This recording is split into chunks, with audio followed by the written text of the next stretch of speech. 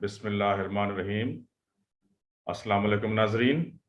आज हम आपके साथ एक बहुत ही अहम मौजू लेकर हाजिर हैं और वो मौजू ये है कि हमारी जो आला अदालतें हैं इनमें बैकलॉग जो है कई कई हज़ार मुकदमात का, वो किस वजह से है। क्योंकि उस बैकलॉग की वजह से इंसाफ मिलने में देर होती है और ये एक बहुत पुराना मकूला है कि justice delayed is justice denied, कि अगर आप जस्टिस को डिले कर दें तो समझो आपने उसको इंसाफ दिया ही नहीं। तो जब हजारों मुकदमात होंगे और उनकी तकमील में सालों लग जाएंगे तो अक्सर तो जो नस्ल जो आदमी करता है मुकदमा, उसकी अगली नस्ल बल्कि उससे भी अगली नस्ल पे जाके उस मुकदमे का फैसला होता है। हमारे साथ आज सीनियर लॉयर जनाब गाजी खान साहब मौजूद हैं कैलिफोर्निया अमेरिका से, जो कि इस मौजू पर बात करेंगे और हमारी नॉलेज में इजाफा करेंगे। Over to you Ghazi Khan साहब। थैंक यू डॉक्टर बिशारत। इस मौजू पे बात करने से पहले चंद लफ्ज़ मैं और भी कहना चाहूँगा। वो ये हैं कि जैसा कि आपने फरमाया कि जो डिले हो रही है या बैकलॉग हो रही है उसके क्या रीज़न है, उसका इलाज क्या है। इसके अलावा एक इम्पॉर्टेंट बात जो अवाम को अभी शायद उनके इल्म में नहीं है, वो थोड़ी-सी मैं तमहीद के तौर पर बात बयान करूँगा और उसके बाद मैं जो अपना रेगुलर है बैकलॉग उसका और उसके सॉल्यूशन की बात करूँगा। जी। नंबर 1 ये है कि जजेस जो हैं ये भी इंसान हैं हमारी तरह के, और उनकी भी कुछ मजबूरियां हैं जो लोग शायद उनकी बात उनकी वकालत करने वाला कोई भी नहीं है, सिवाय इस बात के कि लोग उनके फैसलों को देखते हैं, उनके तर्ज अमल को देखते हैं और उस पर वो कमेंट करते हैं। लेकिन जुडिशरी अपना डिफेंड नहीं कर पाती, सिवाय इस बात के कि उनके फैसले होते हैं। आज तक आपने किसी जज को किसी प्रेस कॉन्फ्रेंस में अपना डिफेंड करते हुए नहीं देखा होगा। लेकिन अब हमारा फर्ज ये बनता है कि हम दोनों जो साइड्स हैं उनका जो मौक़िफ़ है वो सब अवाम के सामने रखें। जज बज़ाते खुद कुछ भी नहीं कर सकता, वो सिर्फ़ फ़ाइल को देखना उसका मकसद होता है। वो जानता भी हो कि ये फैक्ट्स क्या हैं, कौन झूठा है, कौन सच्चा है, कौन बदयानती कर रहा है। ये जज का काम नहीं है कि वो उस पे कोई भी अपनी ज़ुबान खोले या राय दे। वो सिर्फ़ ये कर सकता है, जो एविडेंस उसके सामने पेश हुआ है, उस सिर्फ़ उसी पॉइंट पर बात कर सकता है और जो नुकात उठाए गए हैं, सिर्फ़ उन्हीं पे बात कर सकता है। या ये है कि अपनी वो जजशिप से रिज़ाइन करे और विटनेस बॉक्स में आ जाए और बतौर गवाह आके पेश हो जाए और कहे कि मैंने चश्मदीद गवाह हूँ और मैंने अपनी आँखों से ये काम होते देखा है। फिर भी अगर जज ये महसूस करता है कि उसका कोई ताल्लुक किसी जगह से बनता है, तो वो उस केस को रिज़ाइन कर दे छोड़ देता है और वो लिख देता है कि भई मैं इसमें मेरा जो है मेरे कुछ ताल्लुक हैं इस पार्टी से, लिहाज़ा मैं किसी और जज के पास इसको ट्रांसफ़र कर देता हूँ। या अगर वो ये समझता है कि मैं इंसाफ़ के तकाज़े पूरे नहीं कर सकता, तो वो उस केस को किसी और जज के पास हैंड ओवर करके फॉरवर्ड कर देता है।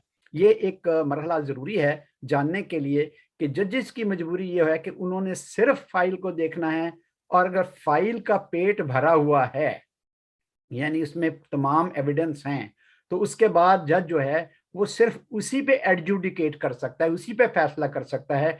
अपने पास से कोई बात करने का वो मजाज़ नहीं है।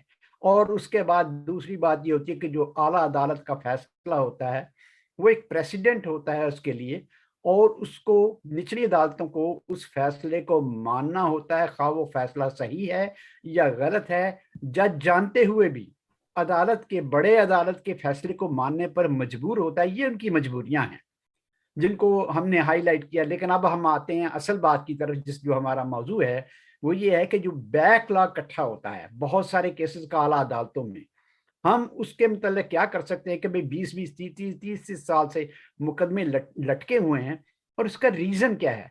चुनाचे मैं तफसील में आज आपको एक एनालिसिस जो है वो आपके सामने रखता हूँ कि जजेस का जो जितना भी जुडिशियल बैकलॉग है ये क्यों है, इसको हमने कैसे स्कैन करना है, किस तरीके से करना है, और उसके बाद उसको सॉर्ट करने के बाद वो पॉइंट्स निकालने हैं, कौन को उनकी निशानदही करनी है उन फैक्ट्स की जहां से ये लीकिंग हो रही है, जहां से ये बैकलॉग हो रहा है, और उसमें कौन कौन से किरदार जो हैं, उनके एक्टर्स जो हैं वो कौन कौन से हैं जो ये काम कर रहे हैं। और जब तक हम उन बातों को लोगों के सामने नहीं लाएंगे कि वो बेईमानी कैसे की जाती है, केस डिले कैसे किया जाता है, तब तक इसका इलाज मुमकिन नहीं है। लिहाजा इलाज है और उसको मैं आपके सामने पेश भी करूंगा, लेकिन उससे पहले मुझे ये भी आपको बताना है कि ये बेईमानी और ये डिलेइंग टैक्टिक्स कैसे की जाती हैं और उसका सद्देबाब हम क्या कर सकते हैं। अभी हम उसका जो जितना भी हमारा बैकलॉग है उसको ऑर्गेनाइज करके, उसको रीसेट करके, उसको कैसे हम स्कैन करेंगे, इसकी तफसील मैं आपके सामने पेश कर रहा हूं। जी, बहुत शुक्रिया। मेरा ख्याल है कि इससे हमारे नाजरीन को बहुत ज़्यादा सीखने का मौका मिलेगा, बहुत ज़्यादा उनकी नॉलेज में इजाफा होगा, और आला अदलिया के लिए भी ये जो है आपकी जो बातचीत है और आपकी जो रिकमेंडेशंस हैं, उनको भी उससे बहुत ज़्यादा फ़ायदा होगा। तो इसके बाद फिर हम आपकी प्रेजेंटेशन की तरफ चलते हैं। शुक्रिया। शुक्रिया। बिस्मिल्लाहिर्रहमानिर्रहीम। आज के वीलॉग में मैं आपको जुडिशल बैकलॉग के बारे में बताने लगा हूं कि इसका क्या सलूशन क्या है। आमतौर पर देखा गया है कि अदालतों को एक बहुत बड़ा मसला होता है कि उनके जो बैकलॉग है केसेस का, वो 20-20 साल पुराना है, और ऐसी सूरत हाल में उनके लिए बहुत मुश्किल है कि वो अपना काम सही तरीके से और पूरी एफिशिएंसी के साथ काम कर सकें।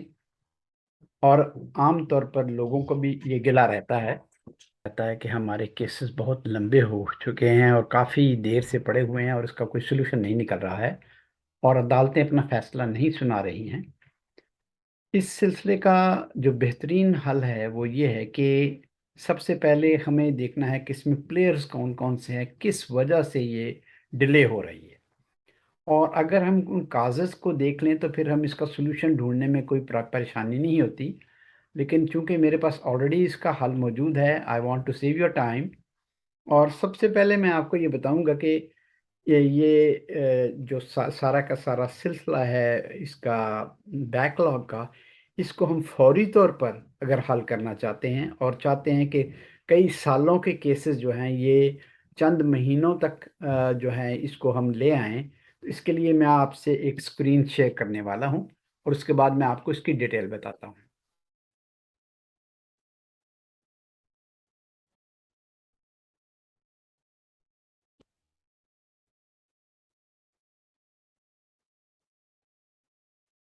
यहाँ इस स्क्रीन पे आप देख सकते हैं कि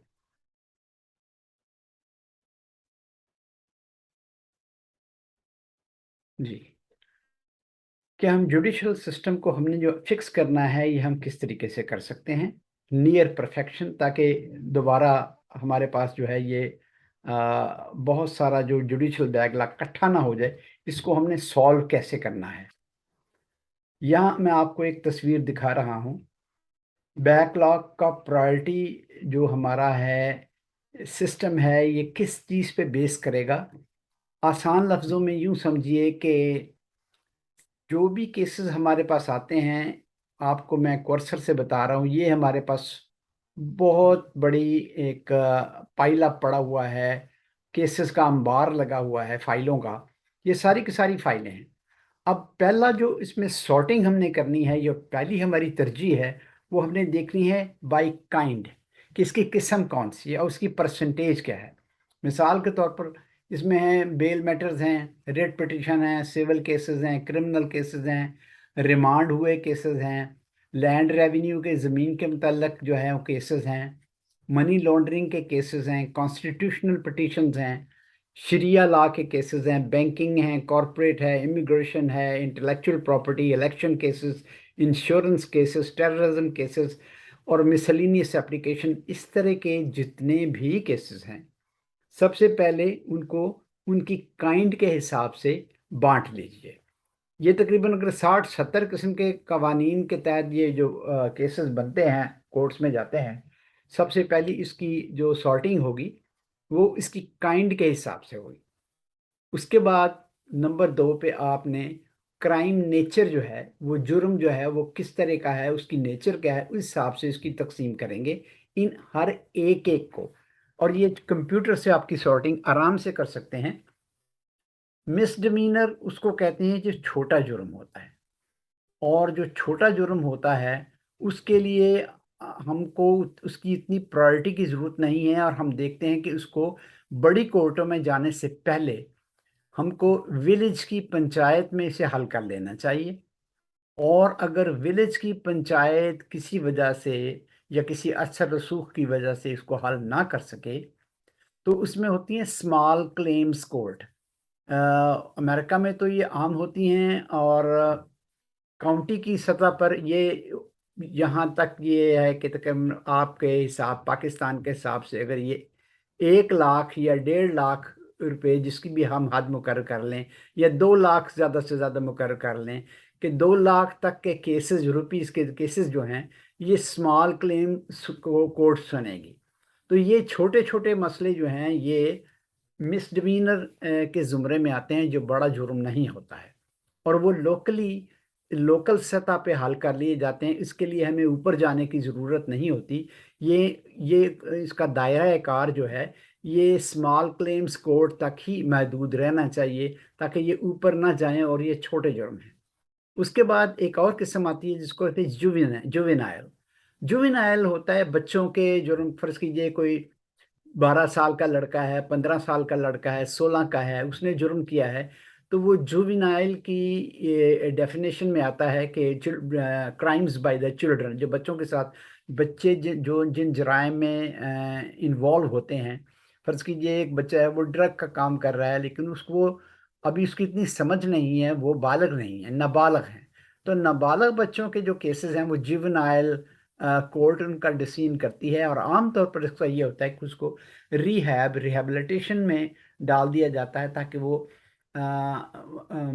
एक किस्म का मुआशरे में काम भी करे मुख्तलिफ जगह पर, और वहाँ वो अपना जो है वो उनको, उनकी क्लासेस होती हैं रिहैब की, और उनको मुख्तलिफ जगह पर काम करने का मौका दिया जाता है, ताकि वो अपने कोई हुनर सीख लें और दोबारा सोसाइटी में एक अच्छा मुकाम हासिल कर सकें, और वो जराइम की दुनिया को छोड़ दें बड़े होकर। तीसरी किस्म होती है कैपिटल ऑफेंसेस। जो कैपिटल ऑफेंस हैं ये बड़े जुर्म होते हैं। जो बड़े जुर्म हैं उनका तरीकाकार जो है, ये आप रेगुलर जो प्रोसीजर है उसके तहत आप कर सकते हैं। तो सेकंड सॉर्टिंग में हम जो क्राइम नेचर के हिसाब से इसको तकसीम करते हैं या इसकी सॉर्टिंग करते हैं, तो इसमें ये मिसडिमीनर और जुवेनाइल एक तरफ आ गए, जिनको अभी टच करने की हमें ज़रूरत नहीं है बड़े, और सिर्फ बड़े जराइम को हमने सॉर्ट आउट कर लेना कि हमारे पास कौन कौन से हैं। अब इसके बाद जो तीसरी इसकी सॉर्टिंग है वो है भाई द टाइम लाइन। अब वो केस जो 1 साल से लेके 6 साल तक पेंडिंग पड़े हैं, उसको आप फर्स्ट प्रायोरिटी उसमें देते हैं। प्रायोरिटी है 1, यानी उनको ग्रीन कलर हमने सॉर्ट इसको दिया है कि अभी ये केसेस जो हैं ये अगर पेंडिंग है तो अभी ये with in the time line है, कोई बात नहीं है, 6 साल तक का टाइम जो है ये एक केस को लग सकता है पॉसिबली। अब वो जो दूसरे केसेस होते हैं वो होते हैं जो 7 साल से 14 साल पुराने हैं, उनको आप येलो अलर्ट दे सकते हैं कि भाई इनको, हमें बहुत ज़्यादा ज़रूरत है इनको पहले सॉल्व करने की, क्योंकि इनको हम ज़्यादा हायर प्रायोरिटी पे रखते हैं। और जो तीसरा है रेड अलर्ट, वो है 15 साल से और उसके ऊपर। वो तमाम केस जो 15 साल और उससे ऊपर हैं उनको सबसे पहले टॉप प्रायोरिटी मिलनी चाहिए, क्योंकि वो बहुत क्रॉनिक हैं, बहुत पुराने हैं, और इंसाफ में देर नहीं होनी चाहिए, लिहाजा वो प्रायोरिटी नंबर 1 पे आते हैं, रेड अलर्ट पे। इसके बाद जब ये हम इस तरह की सॉर्टिंग केसेस की कर लेती हैं, और केसेस आपके लेफ्ट साइड पे जो कॉलम लगा है, ये तमाम केसेस जो हैं ये इन पे अप्लाई होता है कि आपने इसकी टाइम लाइन देखनी है कि इसमें इनको केसेस को कितना अरसा गुजर चुका है। चौथी सॉर्टिंग जो है वो हम करेंगे लेवल ऑफ अर्जेंसी के हिसाब से। کہ اس میں ارجنٹ، ویسے تو ہمیں 15 سال والا جو ہے 15 اور 15 سال سے اوپر کے جو کیس ہیں ان کو ہمیں ٹاپ پرائرٹی دینی ہی ہے، تو وہ لیول 1 پہ آئیں گے۔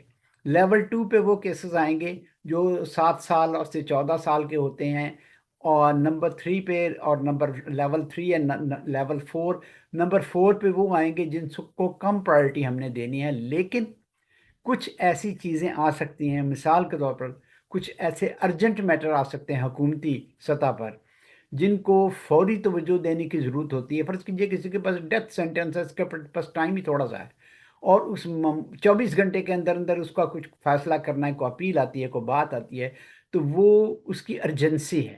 تو جو ارجنٹ کیسز اس طرح کے ہوتے ہیں اس کو ٹاپ پرائرٹی پہ ہم لے لیتے ہیں۔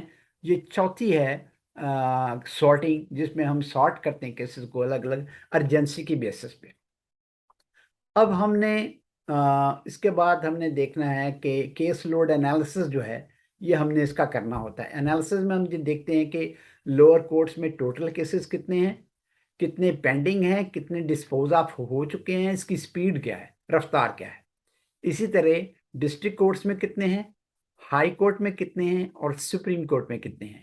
ان کیسز کا ہم نے ایک انالیسس بنانا ہے، جس کی تفصیل میں نے اس میں نہیں دی کیونکہ جگہ کم تھی۔ تو اس میں کیس لوڈ انالیسس آپ نے کرنا ہے کہ کتنے کیس ہمارے پاس آ رہے ہیں، پائپ لائن میں ہیں، کتنے منتھلی بیسس پہ آ رہے ہیں، کتنے کیسز جو ہے ڈسپوز آف ہو رہے ہیں، کتنے ریمانڈ ہو رہے ہیں، کتنے ڈسپوز آف فائنل ڈسپوزیشن کن کی ہو رہی ہے، اور کون سے ریجیکٹ ہو رہے ہیں۔ تو اس کی ریشو جو ہے یہ ہمیں بتاتی ہے کہ ہمارا جو رائٹ سائڈ پہ دیکھیں گے پروگرس کمپیریزن چارٹ، یہ ہوتا ہے کرائم کلاک۔ تو کرائم کلاک جو ہے یہ ایک ڈیٹا بیس ہوتا ہے جس سے ہمیں پتہ لگتا ہے کہ ہر منٹ میں یا 2 منٹ میں یا 1 گھنٹے میں کس علاقے میں کتنے جرم ہو رہے ہیں اور کس حساب سے ہو رہے ہیں۔ تو ہمارے پاس یہ پولیس کے پاس یہ ہوتا ہے کرائم کلاک 2019، 2020، 21، اور چونکہ یہ 22 جا رہا ہے تو اس حساب سے ان کو آپ کمپیئر کر سکتے ہیں کہ کیا جرائم کی شرح زیادہ ہو رہی ہے یا اس کی شرح کم ہو رہی ہے۔ اس کے بعد ہمیں یہ جو کیسز ہمارے پاس کورٹس میں آ رہے ہیں اس کے بعد ہم دیکھیں گے کہ اس میں جھوٹے کیسز کی پرسنٹیج کتنی ہے اور ٹرو کیسز کتنے پرسنٹ ہیں۔ یہ جھوٹے کیس ہم اس لیے لیتے ہیں کہ جو پارٹی اس میں غلط بیانی سے، کیونکہ 2 پارٹیاں ہوتی ہیں، ایک صحیح ہوتی ہے، غلط ہوتی ہے، جو غلط پارٹی ہے اس کو آپ کہتے ہیں کہ یہ فالس کیس ہے۔ جو ٹرو کیسز ہیں، جو آپ کے ونرز ہیں، وہ آپ کے رائٹ سائڈ پہ آ جائیں گے، اس کی پرسنٹیج نکل آئے گی، کتنے جو ہیں یہ فالس ہیں، کتنے ٹرو ہیں۔ پھر اس کے بعد جو فالس کیسز ہیں، کیا ان کو، جو فالس کیسز ہیں ان کو کوئی جرمانہ دیا گیا ہے، کہ وہ جرمانہ ان کو کیا گیا ہے ان کے فالس کیس کی وجہ سے یا نہیں ہے، اور اگر نہیں کیا گیا تو کیوں نہیں کیا گیا۔ کیونکہ اگر کوئی جھوٹا کیس کسی پہ بناتا ہے یا 2، 4، 5 کیسز کسی پہ گھڑ دیتا ہے تو اس کو اس کی پنشمنٹ ملنی چاہیے۔ اگر ثابت ہو جاتا ہے کہ کیس غلط ہے تو اس کو ڈیمیجز دینے پڑیں گے اور دینے چاہیے، تاکہ حوصلہ شکنی ہو کہ یہ جھوٹے کیس نہ بنائے جائیں۔ دوسری طرف جو ٹرو کیسز ہیں اس میں ہم نے یہ بھی دیکھنا ہوتا ہے کہ ٹرو کیسز تو ہیں، پرسنٹیج بھی اس میں نکال لی، لیکن کیا یہ کیسز کنٹریبیوٹری ہیں، یعنی دونوں طرف کا قصور ہے یا ایک طرف کا قصور ہے۔ اگر دونوں کا قصور اس میں ہے تو دیکھنا یہ ہے کہ اگر تو زیادہ قصور کس کا ہے، جس کا زیادہ قصور ہے اس کو ہم دیکھتے ہیں کہ یہ ڈیمیجز کی سائڈ پہ آتا ہے یا نہیں آتا ہے۔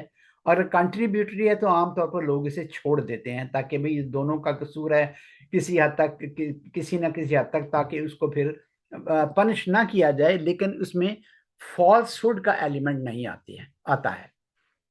اب ہم دیکھتے ہیں کہ بھئی اس میں جو سب سے امپورٹنٹ چیز جس کے لیے ہم نے یہ ویڈیو تیار کی ہے وہ یہ ہے کہ ہمارے بیک لاگ کے کیا کازز ہیں۔ سارا کا سارا جو ہم نے انالیسس پہلے کیا تھا اس میں سے جو 3 چیزیں نکلیں گی وہ یہ ہے کہ بیل پٹیشنز، ضمانتیں، سب سے زیادہ کیسز جو ہیں یہ آپ کے جو ٹائم لیتے ہیں عدالتوں کا، یہ بیل پٹیشنز لیتی ہیں، ضمانتیں لیتی ہیں۔ دوسرے نمبر پہ ہے ریٹ پٹیشنز۔ یہ ریٹ پٹیشن جو بھی ہائی کورٹ میں فائل کی جاتی ہے تو اس میں وہ بہت سارا ٹائم جو ہے یہ ریٹ پٹیشنز کھا جاتی ہیں عدالتوں کا، اور باقی کے سارے مقدمات پڑے رہتے ہیں۔ اور تیسرا کاز ہے کیسز ریمانڈ. ریمانڈ کا مطلب یہ ہے کہ کیسز جو ہے یہ عدالت نے سنا، اس نے کہا کہ بھئی یہ واقعی اس میں کیس میں کچھ پرابلم ہے، تو یہ پہلی عدالت جس نے فیصلہ کیا ہوتا ہے اس کو اوریجنل جورسڈکشن کی عدالت کو واپس بھیج دیا جاتا ہے کہ آپ اس ایشو پہ فیصلہ کریں. تو چنانچہ اس میں ہوتا یہ ہے کہ بیک ٹو اسکوئر ون، یہ سانپ سیڑھی والا کھیل ہے. یعنی آپ سیڑھی لگا کے اوپر تک سپریم کورٹ تک بھی چلے گئے، اور پھر وہاں سے جیسے سانپ نے کاٹا اور پھر نیچے آپ سیڑھی سے نیچے نیچے آتے بیک اسکوئر پہلے خانے پہ آ گئے.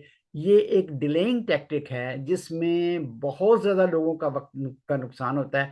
یہی وجہ ہے کہ یہ 3 وجوہات ہیں جس کی وجہ سے لوگ 20 سال تک انصاف کو ترستے ہیں اور انصاف انہیں نہیں ملتا ہے.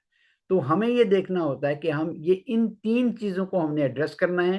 یہ اگلے وی لاگ میں آپ کو بتاؤں گا کہ ان 3 جو پوائنٹس ہیں ان کا سلوشن ہمارے پاس کیا ہے. یہی جو جڑ ہے اصل میں، جس کی وجہ سے یہ 3 وجوہات ہیں جس کی وجہ سے ہم بیک لاگ دیکھ رہے ہیں، ورنہ بیک لاگ ہوتا ہی نہیں. یہ بیک لاگ جو ہے یہ صرف ان 3 فیکٹرز کی بنا پر یہ پیدا ہو رہا ہے. چونکہ ہم نے ان 3 وجوہات کو آئیڈینٹیفائی کر لیا ہے، ہم جان چکے ہیں کہ اس وجہ سے یہ بیک لاگ ہو رہا ہے اور عدالتوں کا وقت ضائع ہو رہا ہے. لہٰذا اب ان کو ہم فوکس کریں گے اور اس کا سولوشن بتائیں گے نیکسٹ وی لاگ میں. Thank you.